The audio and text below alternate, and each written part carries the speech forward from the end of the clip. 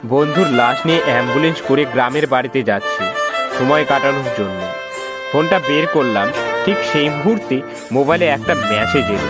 আমার সামনে আমার প্রিয় বন্ধুটি ক্যাফিনের মধ্যে লাশ হয়ে পড়ে আসে।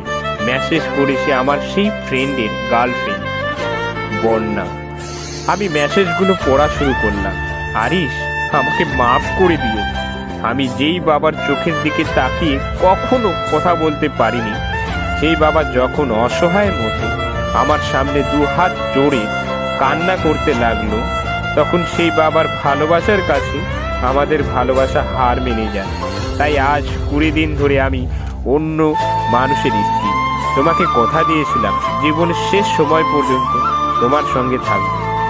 আমার সব সময় ভয় হতো যে তুমি আমাকে কষ্ট দিবে, হয়তো আমাকে ছেড়ে অন্য কাউকে বিয়ে করবে। অথচ দেখো, আমি তোমাকে কষ্ট দিলাম, আমি তোমাকে রেখে অন্য পুরুষকে বিয়ে করলাম। জীবনটা বড়ই অদ্ভুত, তাই না? তোমার কি মনে আসে আমি তোমাকে কাঁদতে কাঁদতে বলতাম আমাকে কখনো সেরে যাবে না তো? তুমি হাসতে হাসতে উত্তর দিতে, আমি তোমাকে কখনোই সেরে যাব না, তুমি আমাকে সেরে যেতে পারো। তখন আমি অনেক রাগ করতাম, কারণ আমি তো তোমাকে পাগলের মতো ভালোবাসতাম। তুমি নেই এমন কোনো পৃথিবী কল্পনাই করতে পারতাম না। অথচ দেখো, আজ অন্য কেউ আমার স্বামী। রোজ তার সাথেই আমাকে ঘুমাতে হয়, ঘুম থেকে উঠে তার মুখটাই আমাকে দেখতে হয়। মানুষের জীবন এমন কেন যে যাকে চায় সত্যি তাকে পায়? প্রকৃতির তাতে কি এমন আসে যায়? কেনই বা প্রকৃতি তাদেরকে কাঁদায়? হুট করেই সব কিছু হয়ে গেছিল, তাই আমি ইচ্ছে করি তোমার সাথে যোগাযোগ করা বন্ধ করে দিয়েছিলাম। আমার নাম্বারটা বন্ধ করে দিই। বিয়ের দিন ভাইয়ের মোবাইল দিয়ে আমার ফেসবুক আইডিটাও ডিলিট করে দিলাম। তুমি অনেক কষ্ট দিয়েছো, আমি জানি। যার সঙ্গে সারা জীবন কাটাতে ভেবেছিলাম তাকেই শেষমেশ কষ্ট দিলাম। আমার পরিবারের সবাই খুশি, আমার স্বামীতে তাও অনেক ভালো। এখন পর্যন্ত যা ব্যবহার করেছি আমার ভালোই লেগেছে, তবে ভবিষ্যতে কি হবে জানি না। তোমার কি আমাদের প্রথম দেখা হওয়ার কথা মনে আসে? তবে সেটা যে প্রথম দেখা হবে, শেষ দেখা হবে, সেটা কখনই ভাবতে পারিনি। আসলে মানুষের চিন্তা ভাবনার বাইরে কত কিছুই আছে, তাই না?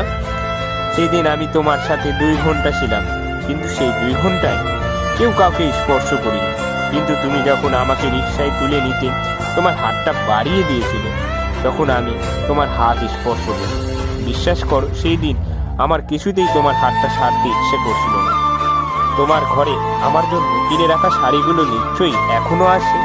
আচ্ছা, আমি তো তোমার নই, এই শাড়িগুলো কি আমায় দেবে? তোমার তো যখনই কোনো শাড়ি পছন্দ হতো তুমি কিনে রেখে দিতে। আমি বলতাম বিয়ের পর সবগুলো একসঙ্গে নিব। দেখো, আজ আমি বিবাহিত, কিন্তু আমার স্বামী তুমি নও। আমি এমনটা কখনোই চাইনি।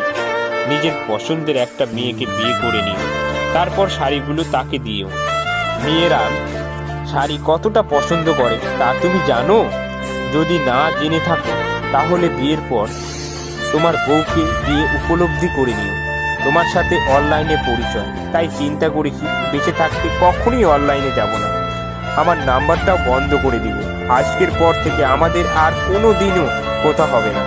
তোমার কাছে একটাই অনুরোধ, যদি চলার পথে কোনো দিন দেখা হয়, তাহলে অচেনা হয়ে চলে যেও। জীবনটা গুছিয়ে নিও, নিজের খেয়াল রেখো। জীবন তো একটাই, ভালো থেকো।